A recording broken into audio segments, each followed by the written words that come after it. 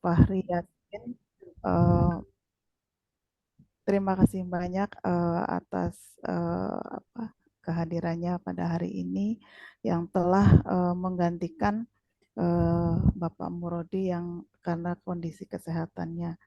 Eh, yang saya hormati Bapak Ibu, eh, kita mulai saja untuk presentasinya. Mohon maaf Pak Arief, minta di Siap. ya, oke, baik.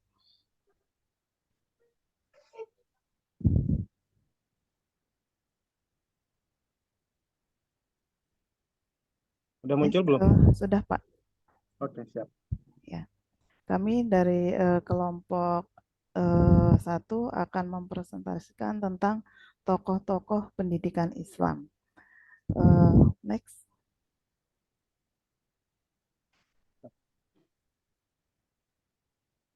Bentar loading. Oke.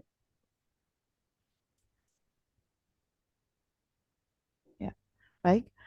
Di sini latar belakangnya adalah pendidikan Islam yang diajarkan oleh Rasulullah SAW, kemudian dibawa oleh para sahabat, kemudian diajarkan kepada tabiin dan tabiut tabiin hingga sampai kepada kita saat ini. Bahkan sudah dikembangkan dengan konsep dan desain yang mengikuti perkembangan zaman, tapi masih masuk dalam koridor yang disyariatkan. Tidak terlepas dari tokoh-tokoh Islam yang membawa dan menyebarkannya, oleh karena itu penting bagi kita untuk mengetahui tokoh-tokoh pendidik Islam tersebut. Untuk itu, mengambil pelajaran dari mereka, baik berupa perjuangan maupun pemikiran dalam pendidikan yang sudah mereka cetuskan dan ajarkan, sehingga kita bisa meneladani dan mencontoh mereka, kemudian diaplikasikan dalam aktivitas kita sehari-hari dalam menjalankan kegiatan belajar mengajar di lembaga kita. Next.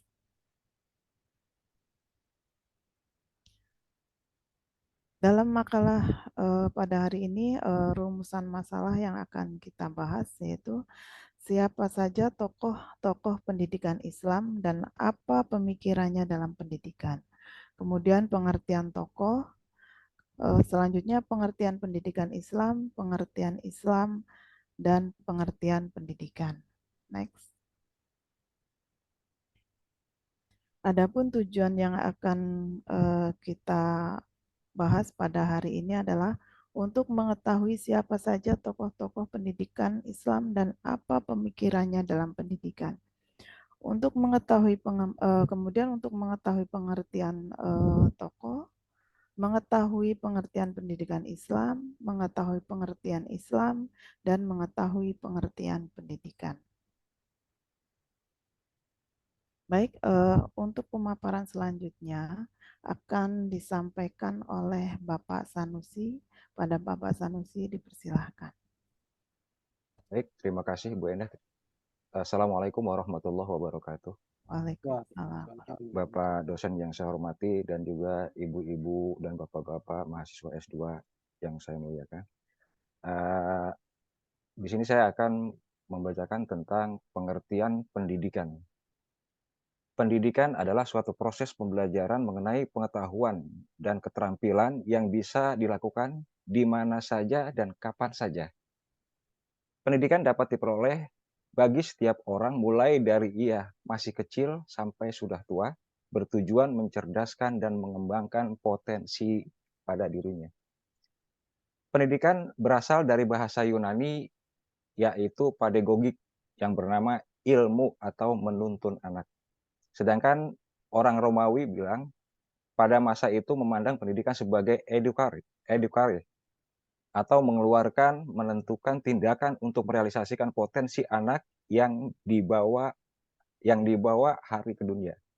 Menurut Undang-Undang Nomor 20 Tahun 2023, pendidikan adalah usaha sadar dan terencana untuk mewujudkan suasana belajar dan proses pembelajaran agar peserta didik secara aktif mengembangkan potensi dirinya untuk memiliki kekuatan spiritual, keagamaan, pengendalian diri, kepribadian, kecerdasan, akhlak mulia, serta keterampilan yang diperlukan dirinya, masyarakat, bangsa, dan negara. Pengertian pendidikan menurut para ahli, satu, menurut Ahmad D. Marimba menjelaskan bahwa pendidikan adalah bimbingan, belum Farid ya. Pendidikan adalah bimbingan atau pimpinan secara sadar oleh pendidik terhadap perkembangan jasmani dan rohani si terdidik menuju terbentuknya kepribadian yang utama. Ki Hajar Dewantara mengatakan, pendidikan sebagai suatu upaya untuk memajukan bertumbuhnya pendidikan budi pekerti atau kekuatan batin dan karakter, pikiran, serta tubuh anak. Tujuan pendidikan itu sendiri menurutnya terbagi menjadi 3, yaitu membentuk budi pekerti yang halus, meningkatkan kecerdasan otak, dan mendapatkan kesehatan badan. Herman Hahon, pendidikan adalah suatu yang secara terus-menerus terjadi dan bentuk penyesuaian dengan diri manusia yang telah berkembang secara fisik dan mental agar meningkat lebih tinggi. Manusia tersebut juga memiliki kebebasan dan kesadaran yang termanifestasi dalam alam sekitar, intelektual, emosional, dan rasa kemanusiaan. Menurut Reja Mudiaharjo, pengertian pendidikan itu dibagi menjadi 3, yakni pengertian pendidikan secara sempit, yakni segala pengalaman belajar yang berlangsung dalam satu lingkungan. Secara luas, pengertian pendidikan merujuk pada sepanjang hidup atau long life education. Adapun pengertian pendidikan secara alternatif adalah segala pengaruh yang diupayakan terhadap anak dan remaja yang diserahkan kepada mereka agar mempunyai kemampuan yang sempurna dan kesadaran penuh terhadap hubungan sosial mereka. Pengertian Islam. Islam merupakan masdar dari kata aslama yuslimu islaman, yang artinya taat, tunduk, patuh, dan berserah diri kepada Allah. Sedangkan jika dilihat dari asal katanya, maka Islam itu berasal dari kata asalmu artinya damai, aslama artinya taat, aslama artinya berserah diri, salim artinya bersih dan suci, jauh dari sifat syirik atau menyekutukan Allah. Salam artinya selamat. Jika seseorang muslim yang menjalankan ajaran Islam dengan baik, maka Allah akan senantiasa menyelamatkannya baik di dunia maupun di akhirat. Pengertian Islam dalam Al-Quran, kata Islam ini sebagai agama yang disebut dalam Al-Quran, dalam Quran Surah Al-Ma'idah ayat 3, Al-yawma akmaltu lakum dinakum wa atmamtu alaikum ni'mati wa raditu lakum Islam madinah. Pada hari ini telah kusempurnakan, kata Allah ketika Nabi Allah Muhammad SAW melaksanakan haji wada, untukmu agamamu, dan telah kucukupkan kepadamu nikmatku, dan telah kuridhoi Islam itu sebagai agama bagimu. Kemudian dalam Quran Surah Al-Imran ayat 19, yang artinya, Innad dina indallahil Islam, Innad dina indallahil Islam, wa makhtalafal ladina utul kitaba mim ba'di illa mim ba'di ma ja'ahumul ilmu baghyan bainahum. Sesungguhnya agama yang paling diridhoi di sisi Allah adalah agama Islam. Siapa dia orang Islam? Dia tidak pernah berselisih. Tidaklah berselisih orang-orang yang telah diberi kitab kecuali setelah mereka memperoleh ilmu karena kedengkian di antara mereka. Lalu dalam sebuah hadis, dalam surat Quran surah Al-Imran pun dikatakan, wa may yabtaghi ghairal islam dinan fala yuqbala minhu wa huwa fil akhirati minal khasirin. Dan siapa saja yang mencari agama selain Islam, maka dia tidak akan diterima darinya, dan dia di akhirat termasuk orang-orang yang merugi. Secara istilah Islam adalah agama yang diturunkan oleh Allah kepada Nabi Allah Muhammad alaihissalam untuk umat manusia agar dapat hidup bahagia dunia dan akhirat. Inti ajaran sekaligus amalannya terangkum dalam rukun Islam. Dalam sebuah hadis yang berbunyi, Al-Islamu an tashhada alla ilaha illallah wa anna Muhammadar Rasulullah wa tuqimus shalah wa tu'tiyaz zakah wa tasuma Ramadan wa tahajjul baita anistata'a ilaihi sabila.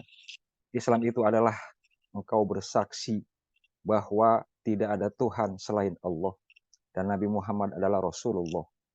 Selalu menegakkan sholat, selalu membayar zakat, lalu berpuasa di bulan suci Ramadan, dan menunaikan haji ke Baitullah jika ia mendapatkan kemampuan menuju ke sana. Hadis riwayat Muslim, Ahmad, Abu Dawud, Tirmizi, Nasai, dan Ibnu Majah.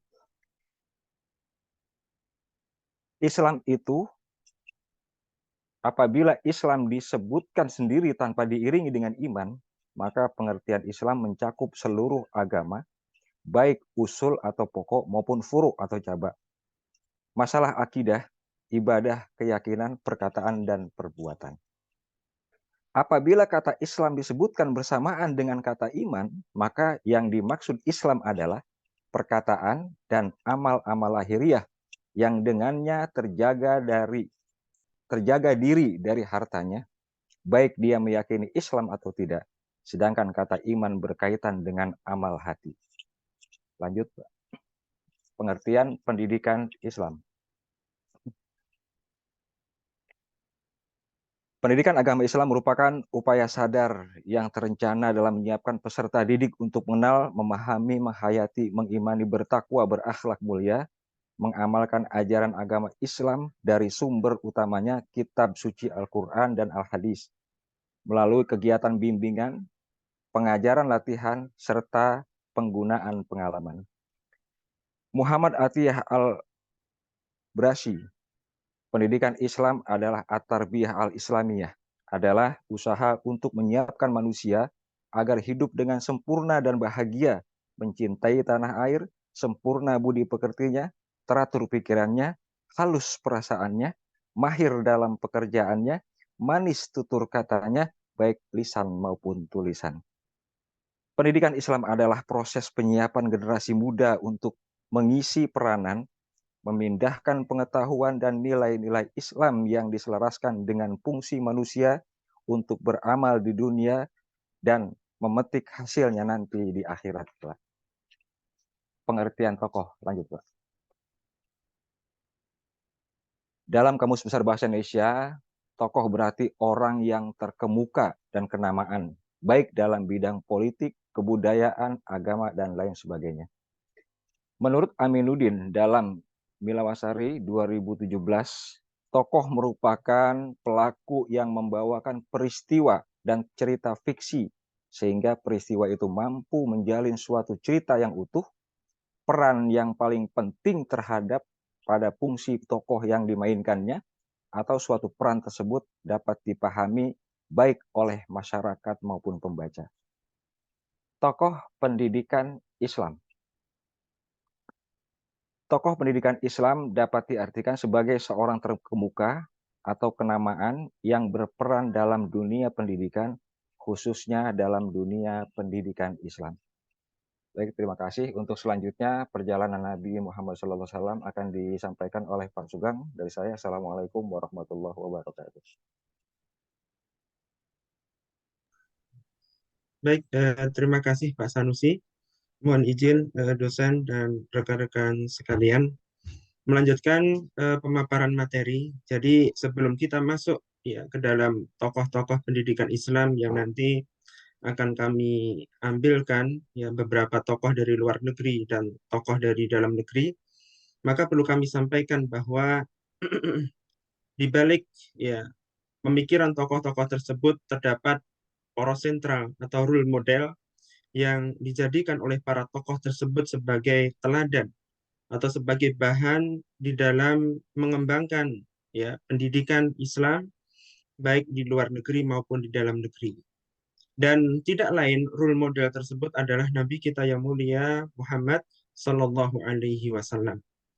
Karena di dalam perjalanan hidup beliau ya Sallallahu Alaihi Wasallam terdapat banyak sekali faedah dan hikmah yang kita ambil tidak hanya untuk masalah keagamaan kita ataupun masalah kehidupan kita, ternyata di dalam perjalanan hidup beliau banyak mengandung faedah dan hikmah yang bisa kita ambil di dalam dunia pendidikan, kemudian dikembangkan oleh para tokoh-tokoh pendidikan Islam. Oleh karena itu, Bapak Ibu sekalian, perkenankan pada kesempatan kali ini kami menyampaikan secara singkat ya tentang perjalanan hidup beliau, kemudian apa saja faedah yang bisa kita ambil di dalam dunia pendidikan. Singkat cerita bahwa beliau adalah Muhammad bin Abdullah ya, bin Abdul Muthalib ya, bin Hashim bin Abdi Manaf dan seterusnya. Beliau lahir di kota Mekah ya pada tahun Gajah. Singkat cerita, setelah beliau diangkat oleh Allah Subhanahu wa taala menjadi nabi dan rasul, setelah beliau berdakwah secara sir, secara tersembunyi, kemudian beliau diperintahkan oleh Allah untuk berdakwah secara terang-terangan, secara terbuka, maka pertama kali yang beliau dakwahkan di kota Mekah pada waktu itu adalah menanamkan akidah. Beliau menanamkan akidah yakni pemurnian tauhid ya untuk supaya manusia menjauhi perbuatan syirik ya. Dan ini merupakan suatu materi yang saat itu paling dibutuhkan oleh penduduk Mekah pada waktu itu. Maka faedah yang kita bisa ambil untuk pendidikan kita saat ini adalah kita sebagai seorang pendidik, sebagai seorang guru harus memberikan materi yang terpenting dari yang paling penting dan dibutuhkan oleh peserta didik itu.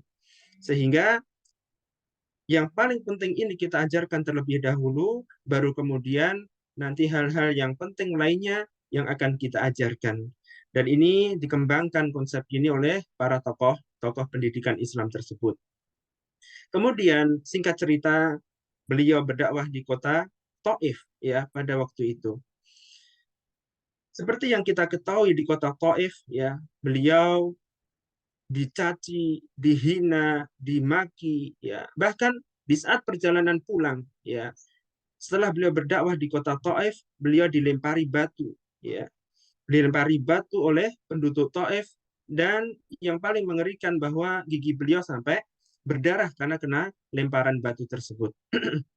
Di saat datang pertolongan dari Allah ya berupa turunnya malaikat penjaga gunung dan ditawarkan kepada Nabi Shallallahu Alaihi Wasallam, seandainya beliau mengizinkan, maka 2 gunung di kota Taif tersebut akan ditimpakan kepada penduduk Taif. Maka apa yang disampaikan Nabi Shallallahu Alaihi Wasallam bahwa beliau menolak tawaran tersebut. Bahkan beliau berdoa kepada Allah, semoga di suatu saat nanti ada di antara penduduk Taif yang beribadah kepada Allah dan menjauhi perbuatan syirik. Faedah yang bisa kita ambil Bapak Ibu sekalian, bahwa sebagai seorang guru, seorang pendidik dan pendakwah, kita harus sabar ya di dalam menjalani proses itu semua. Karena pasti ada rintangan, pasti ada kesulitan, pasti ada halangan-halangan yang bisa menghambat yang menjadi tujuan kita. Kemudian faedah yang kedua dari kota Taif ini adalah bagaimana kita senantiasa mendoakan kebaikan bagi para peserta didik kita ya. Semoga mereka menjadi manusia yang baik, semoga menjadi generasi penerus yang dapat meneruskan dan bermanfaat bagi bangsa dan negara serta agama. Maka singkat cerita lagi, beliau diperintahkan oleh Allah untuk hijrah ke Madinah. Dan ini mengandung faedah yang sangat besar, bahwa di saat dakwah ataupun dalam pendidikan ternyata ada jalan buntu bagi kita, maka kita harus mengambil strategi, ya, strategi yang mungkin dan memungkinkan bagi kita untuk pindah tempat, ya. Mungkin kita ada suatu halangan atau suatu ancaman, nggak ada salahnya. Dan ini dilakukan oleh Nabi Shallallahu Alaihi Wasallam, hijrah ke Madinah ya untuk mengalah ya, dalam artian mengalah bukan kalah ya, mengambil strategi kemudian menghimpun konsep supaya dakwah, intinya dakwah dapat diterima oleh penduduk pada waktu itu. Kemudian Bapak Ibu sekalian, hal pertama yang dilakukan oleh Nabi Shallallahu Alaihi Wasallam di kota Madinah pada waktu itu adalah membangun Masjid Nabawi. Ini mengandung faedah yang sangat besar bahwa dalam pendidikan membutuhkan ya suatu sarana dan prasarana ya untuk melakukan proses kegiatan belajar mengajar tersebut supaya nyaman, supaya tenang ya sehingga ilmu yang disampaikan dapat terserap dan diterima oleh peserta didik dengan baik. Kemudian yang dilakukan Nabi yang kedua adalah menjalin persaudaraan antara penduduk sahabat Ansor dan sahabat Muhajirin pada waktu itu. Bahkan ya Nabi ya ataupun penduduk Ansor yang saat itu menerima Muhajirin, memberikan hartanya, memberikan rumahnya, bahkan memberikan istrinya, dicerai kemudian diserahkan, ditawarkan kepada penduduk Muhajirin pada waktu itu supaya terjalin persaudaraan. Maka hikmah yang sangat besar yang bisa kita ambil dalam pendidikan adalah kita butuh kerjasama, ya, antara semua pihak, ya, baik orang tua, lembaga, santri, guru, dan lain sebagainya. Sehingga dengan kerjasama tersebut, hubungan persaudaraan semakin kuat, sehingga proses belajar mengajar dapat berjalan dengan lancar, dan ilmu yang didapatkan atau diberikan dapat diterima dengan maksimal. Yang terakhir, singkat cerita, di saat wafatnya Nabi SAW, beberapa saat sebelum wafatnya, Nabi menasihatkan kepada para sahabat. Beliau mengatakan as-sholah, as-sholah. Apakah para sahabat sudah melaksanakan sholat? Ini mengandung faedah yang luar biasa, bahwa kita sebagai pendidik harus senantiasa saling menasihati di antara kita, sesama guru, ya, ataupun kita saling menasihati kepada santri-santri kita dalam kebaikan dan ketakwaan. Ini beberapa faedah yang bisa kita ambil Bapak Ibu sekalian dari perjalanan Nabi kita Muhammad SAW yang ini dikembangkan kemudian disebarkan oleh tokoh-tokoh Islam yang insya Allah akan kita sampaikan berikut ini. Lanjut Pak Arif. Tokoh Islam yang pertama yang kami ambil sebagai contoh, yang pertama adalah Al-Imam Al-Ghazali. Ya, kita sudah tahu dan sudah sangat mengenal beliau. Beliau adalah Abu Hamid bin Muhammad Al-Ghazali. Beliau lahir di daerah Khurasan. Ya. Kemudian beliau menyampaikan bahwa tujuan pendidikan menurut beliau adalah mengarah kepada realisasi tujuan keagamaan dan akhlak. Jadi titik pendekatan beliau bahwa tujuan pendidikan itu adalah keutamaan dan mendekatkan diri kepada Allah Subhanahu wa taala.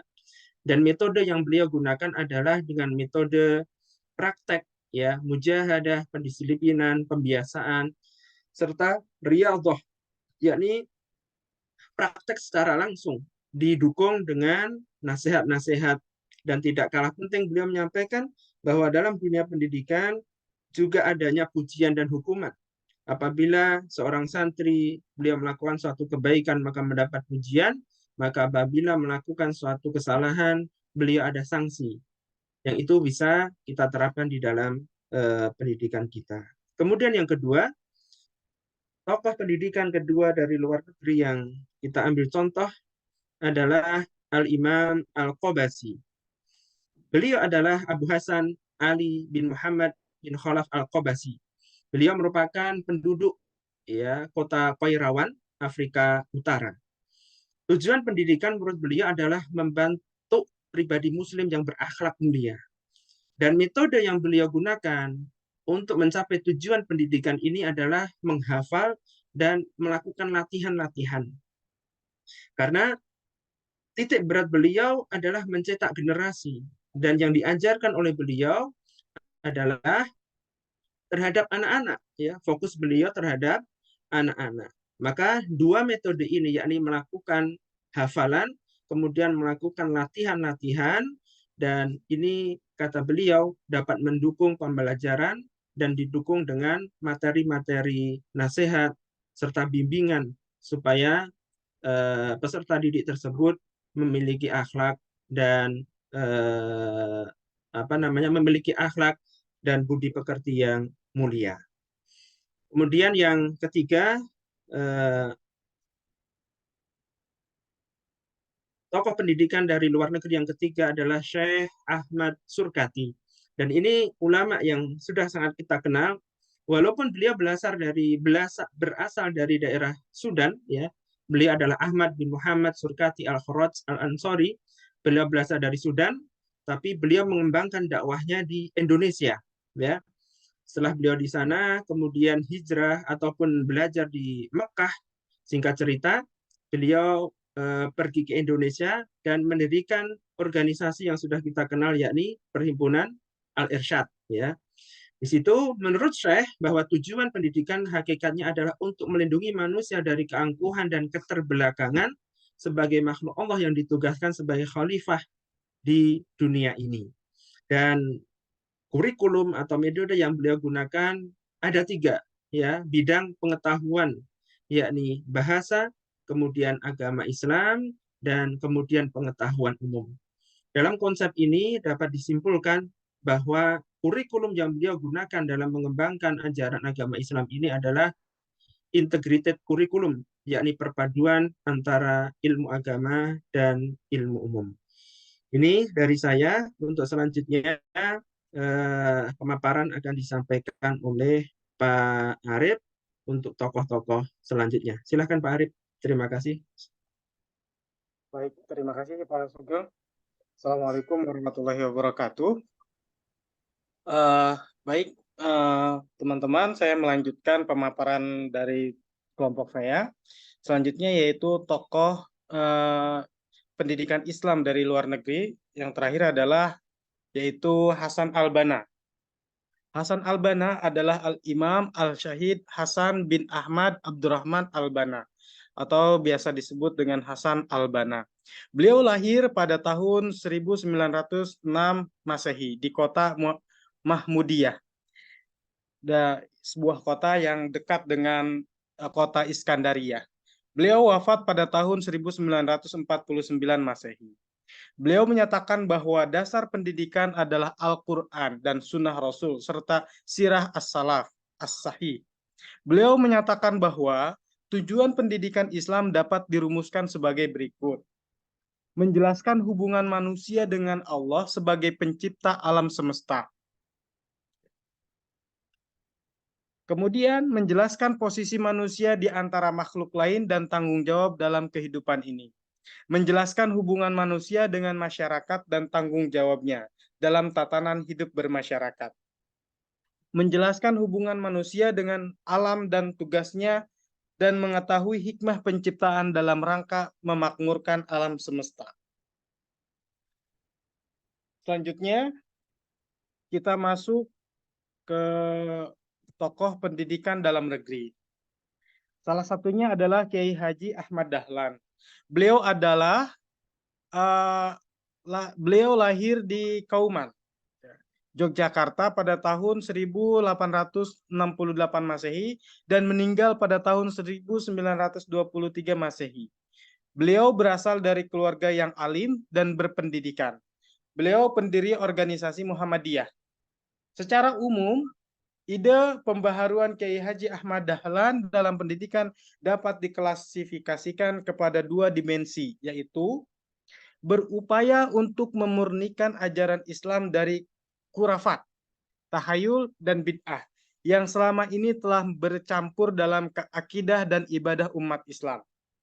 Mengajak umat Islam keluar dari jaringan pemikiran tradisional melalui reinterpretasi terhadap doktrin Islam dalam rumusan dan penjelasan yang dapat diterima rasio. Selanjutnya, tokoh Ki Hajar Dewantara. Beliau lahir pada tanggal 2 Mei 1889 dengan nama Suwardi Suryaningrat dan wafat pada tanggal 26 April 1959. Beliau merupakan anak dari seorang bangsawan Jawa, aktivis pergerakan kemerdekaan Indonesia sekaligus pelopor pendidikan Indonesia. Metode pembelajaran yang beliau gunakan adalah bagaimana peserta didik memiliki kebebasan dalam belajar, tempat belajar yang menyenangkan dan dapat membangun karakter peserta didik, dan konsep kebebasan dan merdeka yang beliau terapkan dalam sistem pendidikan taman siswa. Semboyan dalam pendidikan dari Ki Hajar Dewantara yang masih terkenal hingga saat ini adalah berbunyi Ing ngarso sung tulodo, ing madya mangun karso tutwuri handayani. Di depan memberi contoh, di tengah memberi semangat, di belakang memberi dorongan.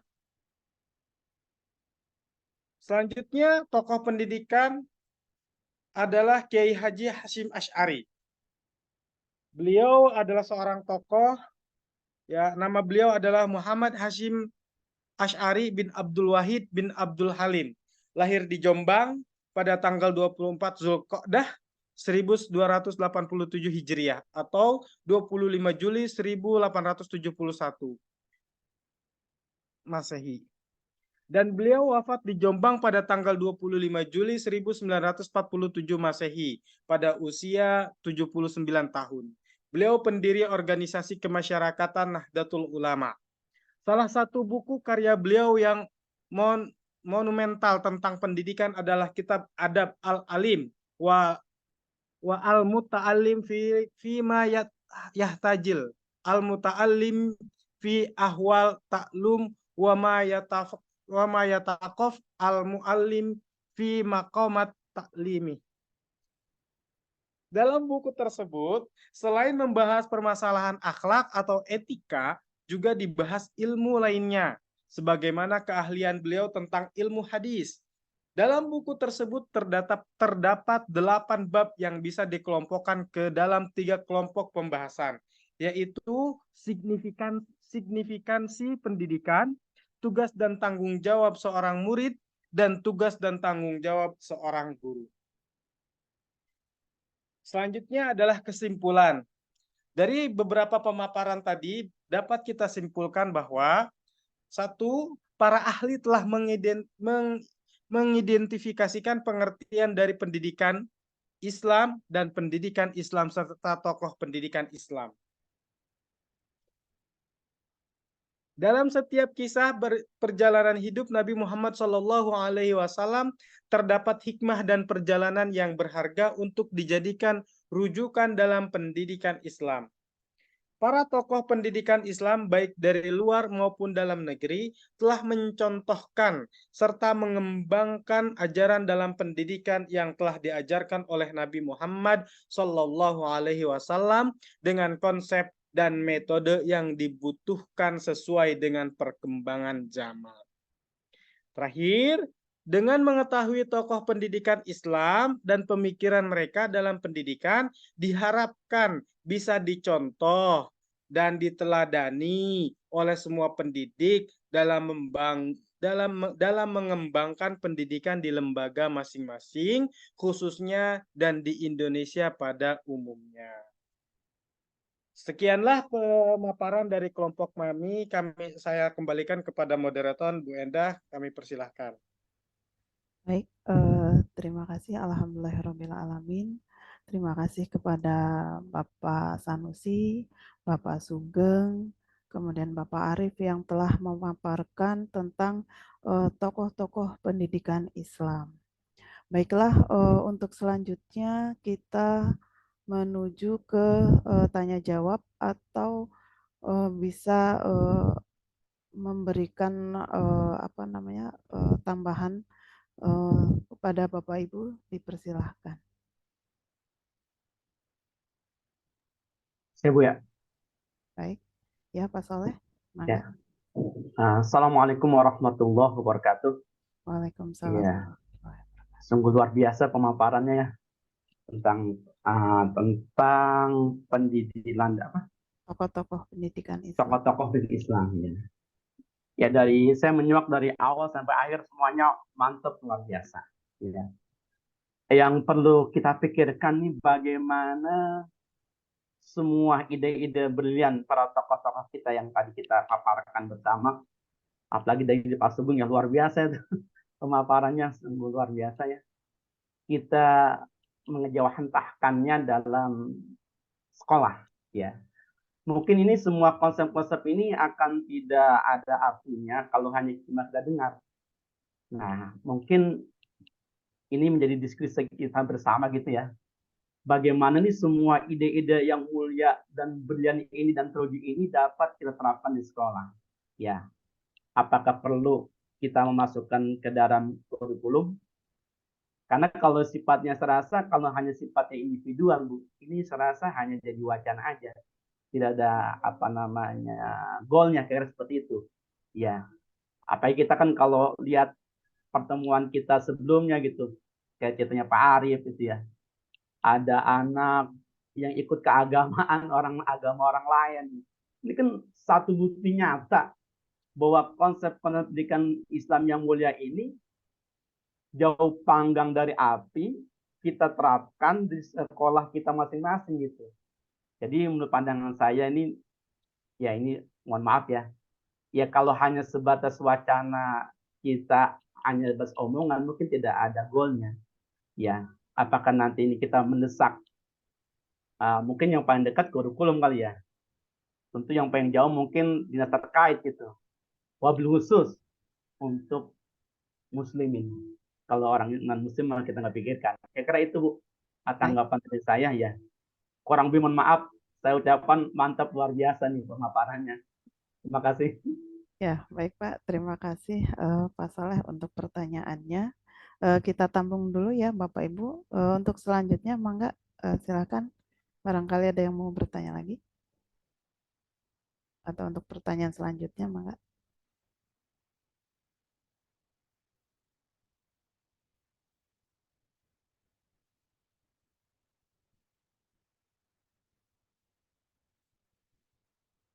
Mangga Bapak Ibu, semangat. Udah cukup jelas kali Bu nih.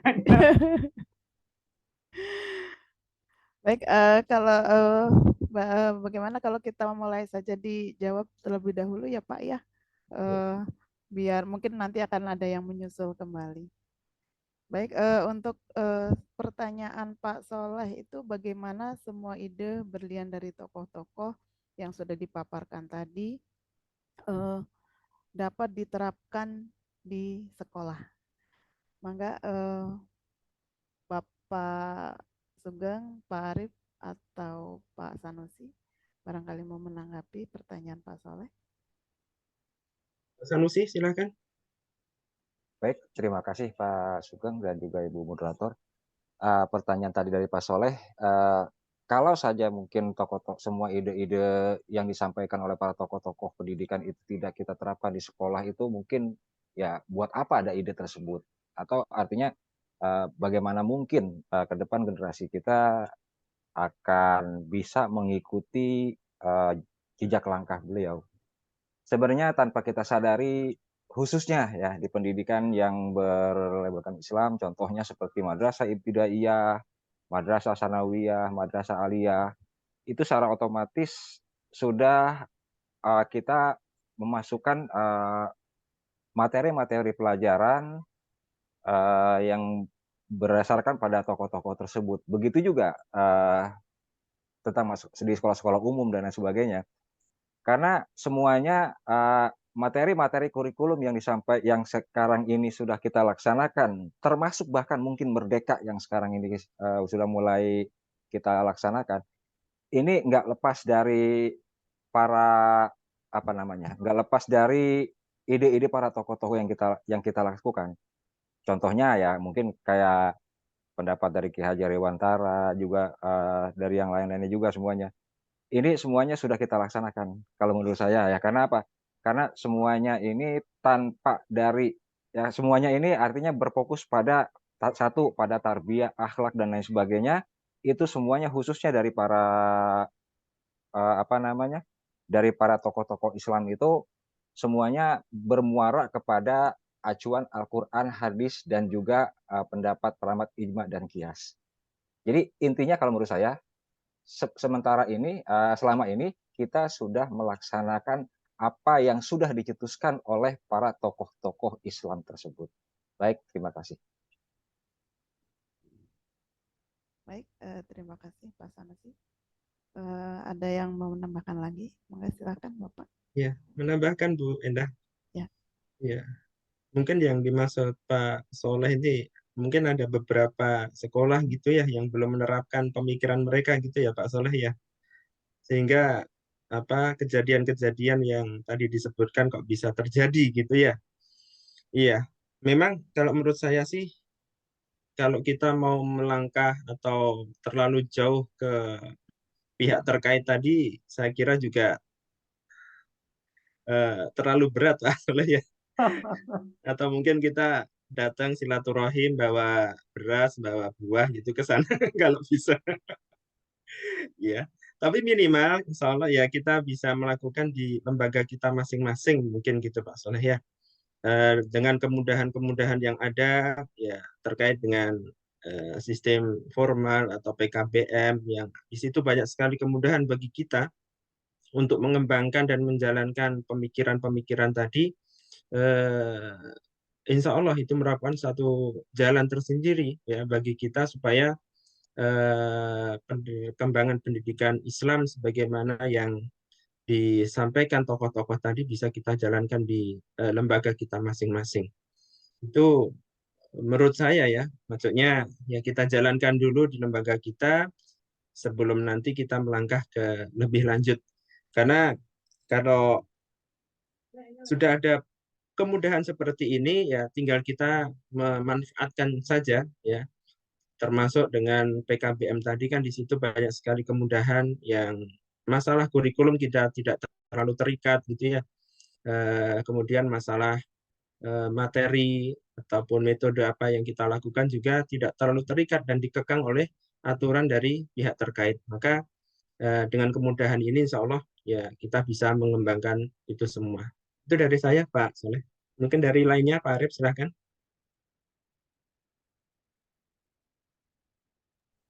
Cukup Pak, saya nggak ada yang ditambahin cukup. Atau dari Bapak Ibu yang lain silahkan. Mangga Bapak Ibu boleh menambahkan.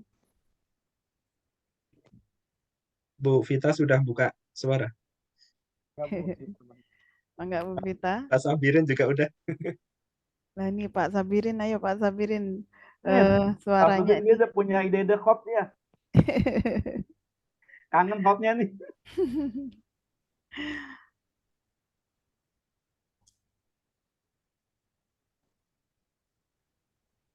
Ayo silahkan. Bu Vita, Pak Sabirin. Sabirin mungkin nggak ada suaranya itu. Iya, Bu Vita juga nggak ada. Unmute-nya kali Pak dibuka dulu ya. Kalau Pak Sabirin itu apa kayaknya mungkin mic-nya udah on mute tapi suaranya nggak muncul. Settingannya Pak, settingan suara. Bisa jadi. Halo, terdengar ya insya Allah ya. Terdengar Iya, Pak. masuk.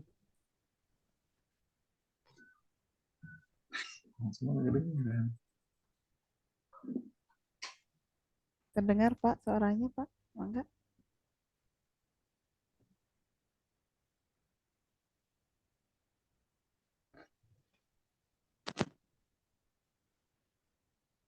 Nggak kedengaran lagi. Bu Vita tidak terdengar suaranya. Ya nggak ada suaranya. Pak Sabirin juga nggak kedengaran Pak Sabirin.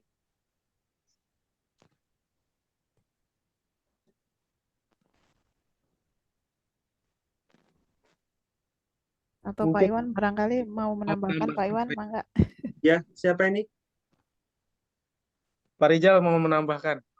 Hai, silahkan Pak Rizal.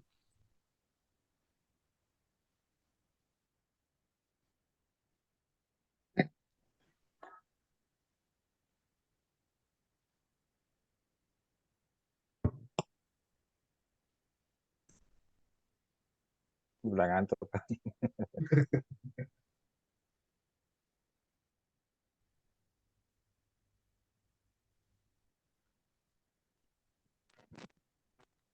Nggak ada.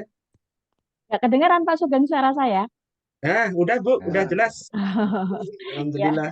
ya. Assalamualaikum warahmatullahi wabarakatuh. Waalaikumsalam warahmatullahi wabarakatuh. Ya, ya tadi dari paparan yang udah disampaikan Pak Sugeng, Pak Arif, ya intinya untuk pembelajaran itu dari zaman Nabi sampai yang diajarkan oleh Ki Hajar Dewantara itu kan mengantarkan manusia itu untuk mencapai keselamatan dan kebahagiaan. Nah, yang sedikit saya ingin tanyakan pada implementasi kurikulum Merdeka sekarang ini kan kita dibebaskan untuk mencari referensi dari manapun Yang penting bisa dijadikan sebagai bahan ajar. Hanya masalahnya terkadang kita terkendala dengan apakah materi itu sudah sesuai dengan aturan-aturan yang ada di dalam panduan, terutama di dalam agama Islam, karena seringkali kita dalam memberikan materi pelajaran itu ada hal-hal yang sedikit agak menyimpang gitu. Jadi yang ingin saya tanyakan untuk penerapan atau implementasi kurikulum Merdeka sekarang ini sejauh mana itu sudah relevan atau sudah mendekati dengan prinsip pendidikan yang sudah diajarkan dalam agama Islam. Itu saja, terima kasih. Wassalamualaikum warahmatullahi wabarakatuh.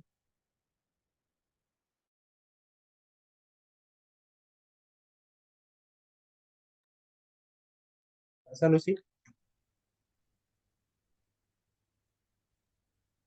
Baik, pertanyaan dari Bu Vita.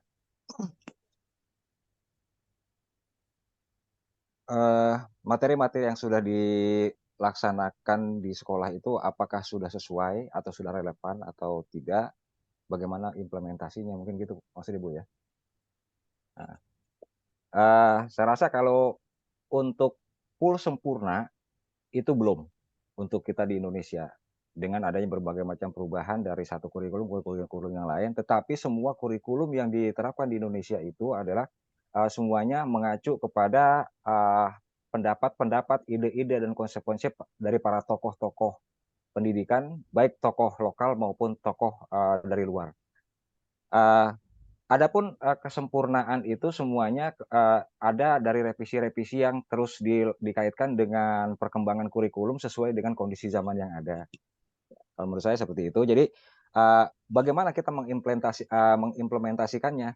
Sekiranya memang itu tidak ada yang dalam koridor kurikulum yang dikeluarkan oleh pemerintah, baik melalui ditetapkan oleh undang-undang pendidikan dan sebagainya, di sini kan ada yang namanya pelajaran tambahan atau muatan lokal, muatan khusus untuk lembaga-lembaga yang kita pegang saat ini. Contohnya ya mohon maaf, saya sendiri jika memang ini tidak ada atau mungkin kurang ketika ada tuh buku-buku datang ke kita terus tiba-tiba ada kita pelajari ada sedikit penyimpangan ya karena pernah ada di sekolah kami LKS contohnya itu ada sedikit penyimpangan masalah gambar dan lain sebagainya itu langsung kita cut dan kita panggil bagian sellernya untuk dikembalikan buku-buku tersebut lalu kita terapkan dengan kurikulum muatan-muatan yang kita buat di sekolah saya sendiri pada saat itu. Ini mungkin sekedar sharing ini Bu curhat. Nah, jadi kalau menurut saya untuk relevansi saya rasa semuanya kurikulum yang ada di Indonesia ini semuanya sudah bermuara kepada ide-ide dan konsep-konsep para tokoh-tokoh pendidikan dan yang jelas karena negara kita negara Islam baik sekolah umum maupun swasta itu tidak lepas dari koridor-koridor Al-Quran dan hadis dan ijma para ulama. Baik, terima kasih. Baik, terima kasih Pak Sanusi setelah memberikan jawabannya. Insya Allah terjawab ya Bu Vita, atau nanti kalau memang belum puas nanti insya Allah sama Bapak dosen akan mengarahkannya kembali. Maka untuk selanjutnya pertanyaan satu lagi ya Pak. Bapak Nambahin Ibu. sedikit tentang Bu Vita tadi, Benda. Oh, monggo silakan Pak.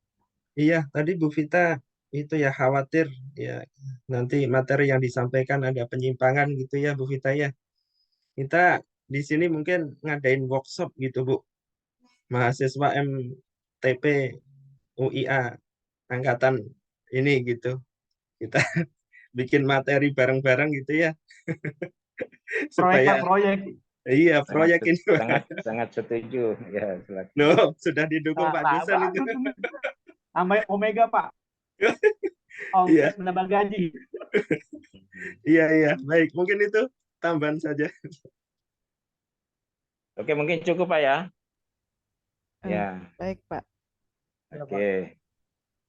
Jadi tugas saya memantau Bapak Ibu sudah selesai, tetapi rasanya kurang pas kalau tidak ada komentar ya.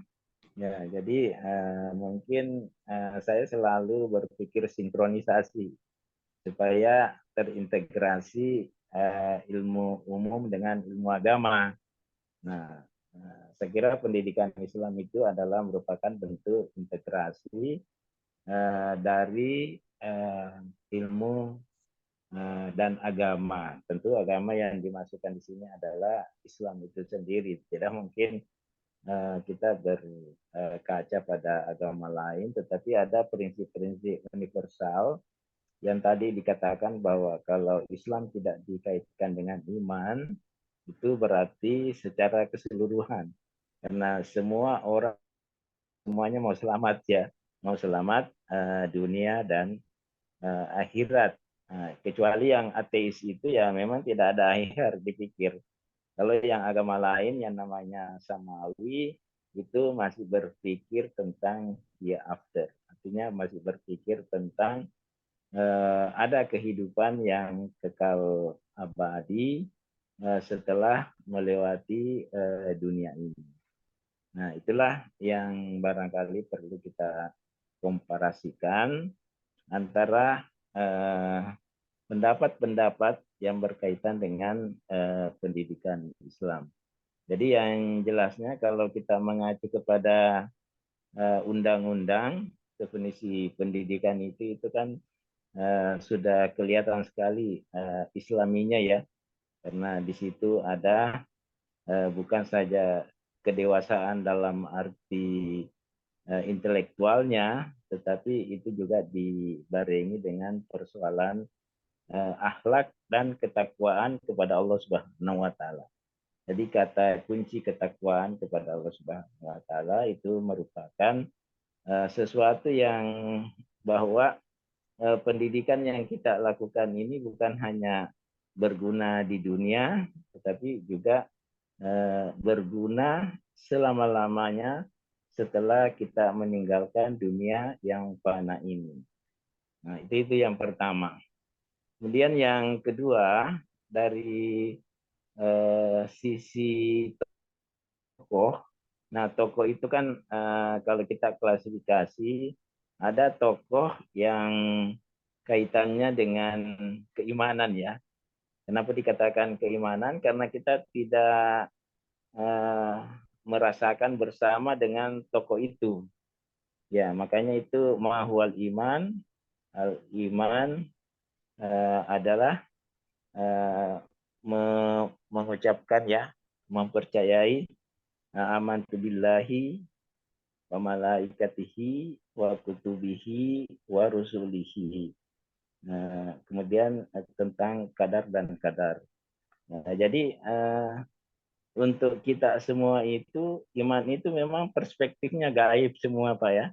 Meskipun ada kitab-kitab kita percaya kepada malaikat, kemudian malaikat menurunkan kitab, tapi kita kan tidak menyaksikannya itu apa bagaimana proses turunnya kitab itu. Jadi kita bisa percaya dengan adanya persoalan iman.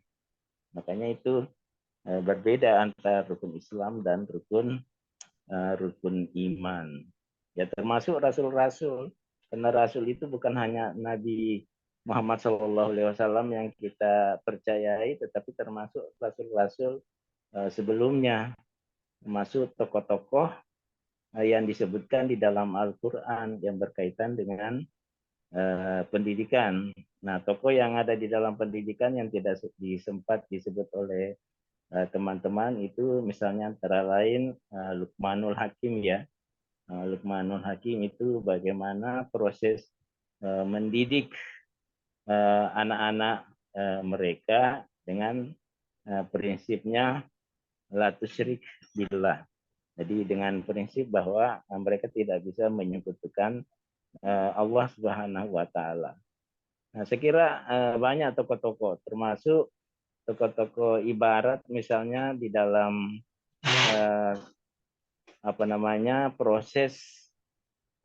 proses keyakinan tentang kebenaran mimpi ya. kebenaran mimpi kalau sekarang kita kan tidak ada yang mempercayai bahwa karena dianggap mimpi itu hanyalah bunga-bunga tidur ya. Tetapi ada mimpi yang memang betul-betul bahwa itu adalah dari Allah Subhanahu wa taala. Jadi masih banyak kalau kita mau identifikasi tokoh-tokoh yang disebutkan di dalam Al-Qur'an.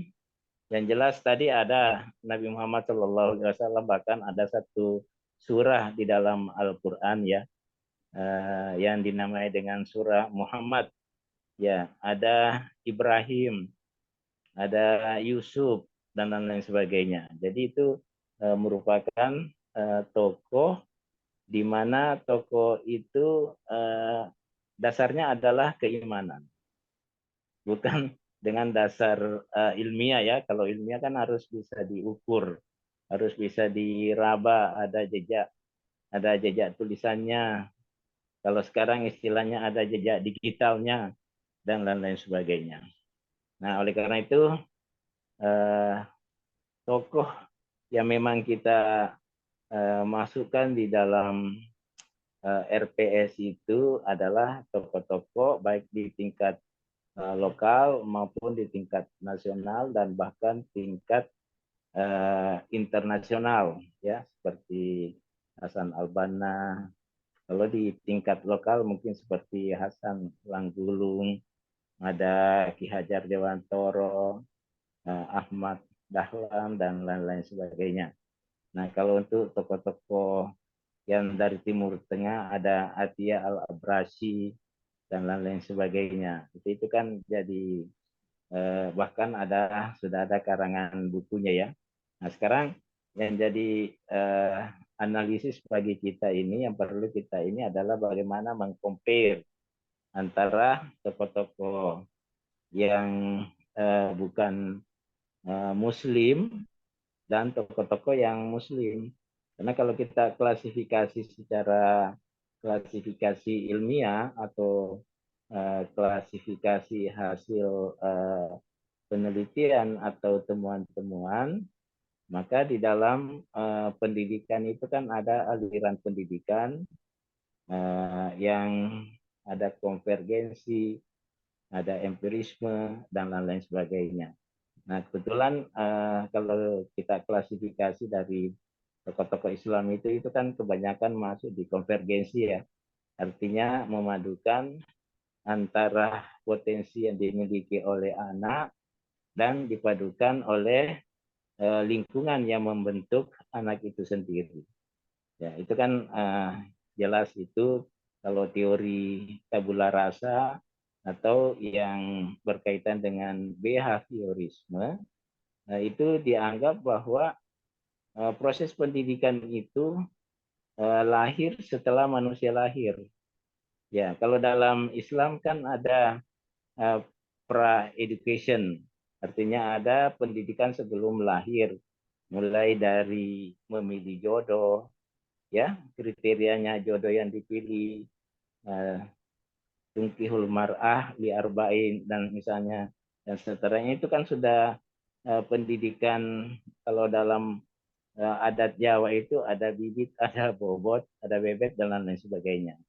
Nah, itu barangkali itu juga terinspirasi, tetapi di dalam pendidikan Islam itu yang diutamakan falsafat bisa didik.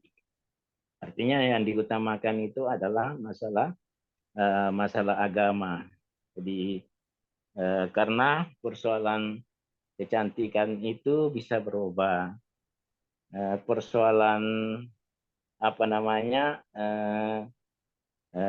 harta itu bisa habis. Nah, makanya meskipun agama itu disebutkan di dalam kriteria keempat, tetapi itulah yang paling utama.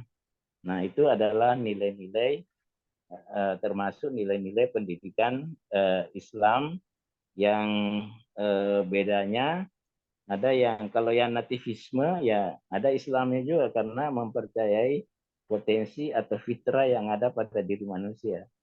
Nah, jadi setiap manusia itu sudah ada potensi yang dibawa Kalau di dalam teori tabula rasa itu ibarat kertas kosong. Kalau kita kan ada ininya, ada sudah ada fitrahnya. Makanya itu kenapa tidak dikatakan apa namanya, ibu bapaknya lah yang menjadikan Islam, ya. Yang disebut itu Yahudi atau mau Majusi, karena sebenarnya bukan fitrahnya itu, cuma lingkungannya bapak ibunya yang menyebabkan seperti itu. Nah, itu ada paduan antara tokoh pendidikan, konvergensi, dan apa namanya, yang sifatnya optimisme, ya. Ya, kemudian yang berikutnya yang berkaitan juga dengan masalah toko, itu memang tidak ada klasifikasi bahwa kalau misalnya dari perspektif teori pembelajaran, di teori pembelajaran itu ada yang namanya deskriptif, ada yang namanya apa namanya ini, kayak memberikan resep begitu, ya. Jadi ada resep yang diberikan, kemudian ini resep mau jadikan apa, kemudian ada yang juga pokoknya istilahnya alimu auladakum fa inna mahlukuna gaira bisa manikum. Artinya didiklah manusia itu sesuai dengan zamannya, jangan hanya mengukur dari zaman pada orang tuanya atau pada keluarganya. Nah, jadi itu banyak hal-hal yang bisa kita integrasikan antara pendapat-pendapat dari Barat dan dari Islam. Nah, khususnya berkaitan dengan masalah hasil belajar. Nah, kalau hasil belajar itu kan belum ada kita temukan secara berurut, misalnya teori kognitif dari C1, C2, C3, C4, C5. Tapi secara parsial di dalam Islam itu sudah ada pemahaman, ada ingatan, ya, ada zikrullah, kemudian ada pemahaman apalah ta'qilun dan lain-lain sebagainya. Cuma istilahnya yang berbeda mengenai tingkatan kognitif itu. Dan bisa saja bahwa dari taksonominya belum itu, mungkin Islam lebih sempurna lagi kalau kita bisa mengidentifikasi hal-hal yang ada di dalam Al-Quran itu sendiri. Kan di dalam Al-Quran itu ada yang Islam, ada yang mukmin, ada kan tingkatan-tingkatnya, ya. Ada makrifat dan lain-lain sebagainya. Kalau di dalam teori pendidikan umum kan tidak ada itu mengenai makrifat. Ya, palingan cuma sampai pada tataran ikra saja, membaca dan lain-lain sebagainya. Jadi sebenarnya harapan kita di dalam membahas mengenai landasan pendidikan Islam adalah tugas kita bagaimana menginternalisasikan antara tokoh-tokoh Islam yang barangkali belum disentuh secara spesifik di dalam perbandingannya dengan pendapat-pendapat Barat, baik kaitannya dengan teori belajar apa namanya, ada behaviorisme, ada humanisme, kemudian ada konstruktivis, ada apa namanya, teori kognitif, dan teori cybernetik. Teori cybernetik, teori belajar di dalam Barat itu sebenarnya di Al-Quran sudah ada, yaitu tentang berkaitan dengan network yang membicarakan tentang bagaimana Allah memperlihatkan pintu-pintu Baitul Maqdis di dalam riwayat Isra Mi'raj. Nah, di dalam Isra Mi'rajnya itu kemudian kaitannya juga dengan kemampuan Nabi Sulaiman berkomunikasi dengan makhluk-makhluk lain, itu sudah ada. Artinya dalam teori dunia itu sudah ada, ya, teori barat itu sudah ada. Jadi kita, tapi jangan istilahnya cocok logi ya, mencocok-cocokkan, ya, mencocok-cocokkan, tapi bagaimana kita menggali sumber-sumber pendidikan dalam Al-Quran ataupun dalam hadis, sehingga itu bisa menjadi teori-teori baru. Sama dengan teori tentang pemanfaatan CCTV. Ya, pemanfaatan CCTV itu kan dalam Al-Quran sudah ada rakib atib. Ya, rakib atib itu bisa memonitoring, bisa merekam seluruh aktivitas manusia itu. Kemudian mungkin itu menginspirasi orang Barat sehingga lahirlah sistem kamera yang bisa memantau aktivitas manusia. Jadi persoalan Sidratul Muntaha dengan kaitannya dengan satelit Palapa misalnya, yang kan ada komunikasi bukan berbasis internet, tetapi langsung berbasis satelit yang ada di atas dunia ini. Mungkin ada di atas Indonesia, ada di atas negara lain, dan lain-lain sebagainya. Nah, itu merupakan saya kira inspirasinya itu kalau kita teliti itu tidak menutup kemungkinan bahwa itu semua diambil dari pesan-pesan Al-Quran.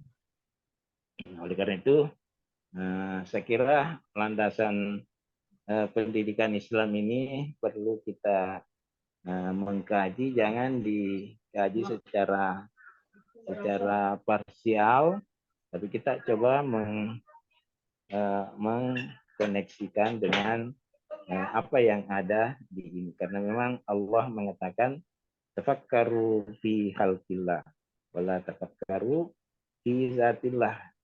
Jadi apapun ciptaan Allah itu atau hukum, misalnya orang sekuler mengatakan hukum alam, ya itu sudah orang sekuler. Tapi kalau kita orang Islam, ya tentu kita mengatakan itu adalah sunnatullah. Ya, di dalam sunnatullah itu ada teori kun fayakun, teori kelaziman, ada teori kausalitas, sebab akibat. Ya, ada teori sebab akibat yang terkait dengan misalnya hukum gravitasi dan lain-lain sebagainya. Nah, saya kira itu untuk tambahan dari saya kaitannya dengan bagaimana kita memahami pemikiran-pemikiran di dalam tokoh-tokoh pendidikan Islam yang memang itu pendekatannya lebih ke hakul yakin ketimbang dengan ilmu yakin. Karena ada 3 level Pak ya. Ada ainul yakin, ada ilmu yakin, ada hakul yakin. Ya, jadi kita itu bukan berangkat dari skeptis ainul yakin, tetapi langsung kita berpegang kepada dzalikal kitabu la raiba fihi hudal muttaqin. Itu kita langsung berpegang dari itu, sehingga kita memakai istilah hakul yakin. Nah, itulah perbedaan antara pemikiran Barat dengan pemikiran Islam. Jadi fungsi kita adalah bagaimana mengintegrasikan, kalau perlu informasi-informasi dalam Al-Quran itu menjadi rujukan. Bukan informasi dalam Al-Quran itu dicocokkan dengan hasil temuan orang-orang Barat. Nah, saya kira itu yang sikap yang perlu kita pahami dan perlu kita lakukan. Nah, saya kira itu yang bisa saya sampaikan. Yang jelasnya bahwa teori pendidikan di dalam Al-Quran itu dari sisi ilmiah itu bayangkan susunan ayat, jumlah surah, itu prinsipnya itu dibagi 9 hadis semua. Jadi banyak hal-hal yang di dalam Al-Quran itu yang menggugah pemikiran-pemikiran kita itu, sehingga kita betul-betul hakul yakin, bukan lagi ainul yakin dan ilmu yakin, ya. Jadi langsung kepada hakul yakin. Ya, karena kalau tidak hakul yakin ya kita agak ragu-ragu dengan apa yang disampaikan oleh Al-Quran. Makanya di pembuka surah yang ada di Al-Quran itu, meskipun surah Al-Baqarah bukan itu yang pertama kali turun, tetapi sistematikanya itu kan sudah berdasarkan dengan hukum taklifiyah, artinya memang sudah ada petunjuk-petunjuk dari Rasulullah, dari Allah mengenai bagaimana menyusun ayat-ayat Al-Quran itu dari surah Al-Baqarah sampai ke surah An-Nas. Ya, di mana di surah Al-Baqarah itu dari Al-Fatihah yang memiliki 2 dimensi yang seimbang antara kebutuhan manusia dan kebutuhan untuk Allah. Nah, itu sepertinya dirancang sedemikian rupa itu bahwa betul-betul itu hakul yakin, ya. Mulai dari Alhamdulillahirabbil alamin, itu masih untuk Allah. Ar-Rahmanir Rahim, Maliki Yaumiddin. Ya, mulai dari Iyyaka na'budu pertengahan itu sudah merupakan kebutuhan manusia. Nah, siapa yang kira-kira bisa menyusun secara filosofinya seperti itu? Belum lagi dimulai dengan Alif Lam Mim, Zalikal Kitabu La Raiba Fi. Langsung diyakinkan bahwa tidak ada keraguan di dalam Al-Quran itu.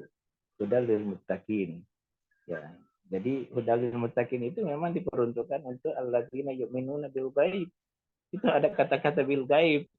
Ya, jadi kata-kata bil ghaib itu kita harus mampu memunculkan tokoh-tokoh atau orang-orang yang disebutkan di dalam Al-Quran, yang pada umumnya mereka itu adalah orang Palestina. Ya, itu juga barangkali perlu menjadi kajian untuk kita, ya. Nah, hampir semua nabi dan rasul itu adalah dari Palestina, meskipun kata Palestina itu tidak disebutkan di dalam Al-Quran. Tidak ada kata-kata Palestina. Ya, yang ada adalah kata tanah yang berkah dan lain sebagainya. Oke, saya kira itu yang bisa saya sampaikan kepada teman-teman. Terima kasih atas atensinya, dan kita bacakan lagi Al-Fatihah untuk kesembuhan Ustaz kita Pak Marwadi, supaya Allah mengangkat penyakitnya bisa beraktivitas kembali. Ala hadhihi wa likulli niyatin shalihah. Al-Fatihah.